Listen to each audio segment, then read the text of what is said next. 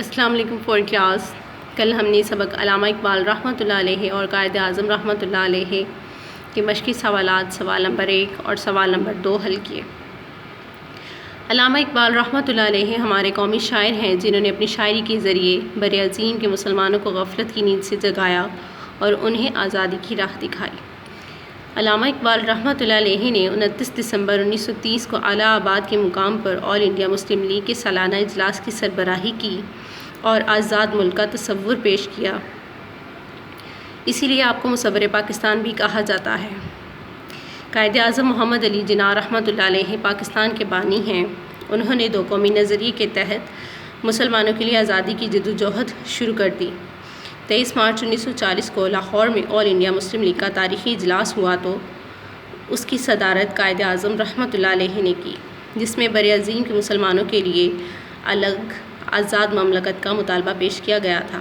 قائد اعظم رحمۃ اللہ علیہ کی دن رات کی مسلسل محنت کے بعد آخرکار حکومت برطانیہ نے مسلمانوں کا مطالبہ تسلیم کیا اور یوں 14 اگست 1947 کو پاکستان مارز وجود میں آیا۔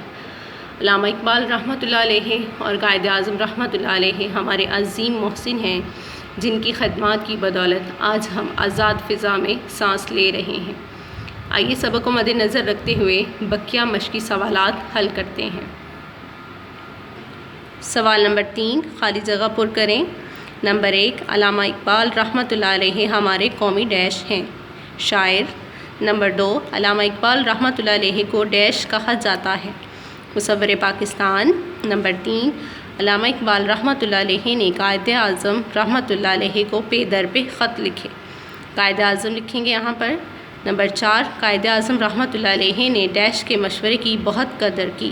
علامہ اقبال رحمۃ اللہ علیہ۔ نمبر 5 حکومت برطانیہ نے ڈیش کا مطالبہ تسلیم کیا۔ کن کا مطالبہ تسلیم کیا تھا؟ مسلمانوں کا۔ نمبر 6 پاکستان ڈیش کو مارز وجود میں آیا 14 اگست 1947 کو۔ علامہ اقبال رحمۃ اللہ علیہ کا قول: ایسی کتاب جس کا ایک ایک نقطہ غور سے پڑھنے کے لائق ہو صدیوں کے بعد وجود میں آتی ہے، مگر وہ علم کے موتی کتابیں اپنے آبا کی، آبا کہتے ہیں آبا و اجداد کو، باپ دادا کو، جو دیکھیں ان کو یورپ میں تو دل ہوتا ہے سیپارہ، سیپارہ ٹکڑے ٹکڑے۔ فور کلاس علامہ اقبال رحمۃ اللہ علیہ نوحہ گناہ ہیں۔ وہ کہتے ہیں کہ مسلمان علماء علم کے جو ذخائر جوہر رکھتے تھے، ہمارے آباء و اجداد علم کی میراث تھے، جنہوں نے علم کی بے شمار کتابیں لکھیں۔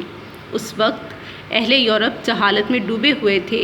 جب یورپ کے سربراہان یا حکمران نے حکومت سنبھالی تو انہوں نے مسلمان علماء کا نام اور ان کی خدمات کو پس پشت ڈال دیا، جس کی وجہ سے مسلمان علماء کا نام اور ان کی خدمات کا وجود آہستہ آہستہ کم ہو گیا۔ آج جب یہ دیکھتے ہیں تو علامہ اقبال کہہ رہے ہیں کہ آج جب یہ ہم دیکھتے ہیں، میں دیکھتا ہوں، تو اس سے دل ٹکڑے ٹکڑے ہو جاتا ہے۔ سوال نمبر 5 الفاظ کے معنی لکھیں۔ الفاظ: جدوجہد، معنی کوشش، مارز وجود وجود پانا، گامزن تیز تیز قدم چلنے والا، دل برداشتہ غم زدہ، محسن احسان کرنے والا، القاب لقب کی جمع۔ سوال نمبر 5 مندرجہ ذیل واحد کی جمع لکھیں۔ واحد جمع: لڑکا، لڑکے، بچہ، بچے، وادی، وادیاں، اندھا، اندھے۔ تحفہ، تحفے، چھٹی، چھٹیاں، چوکی، چوکیاں، دعا، دعائیں۔ لڑکی، لڑکیاں، دوا، دوائیں، کمرہ، کمرے، خیمہ، خیمے۔ بکری، بکریاں، بچھڑا، بچھڑے، مرغی، مرغیاں، بندہ، بندے۔ گیند، گیندیں، نیکی، نیکیاں، گھڑی، گھڑیاں، کرسی، کرسیاں۔ روٹی، روٹیاں، دری، دریاں، پینسل، پینسلیں، پودا، پودے۔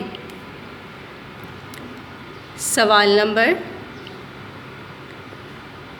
اسی کا بے جزو ہے واحد اور جمع، اس میں کیا فرق ہے؟ جواب، واحد ایک کے لیے اور جمع ایک سے زیادہ چیزوں کے لیے بولا جاتا ہے، مثلاً لڑکا، لڑکے وغیرہ۔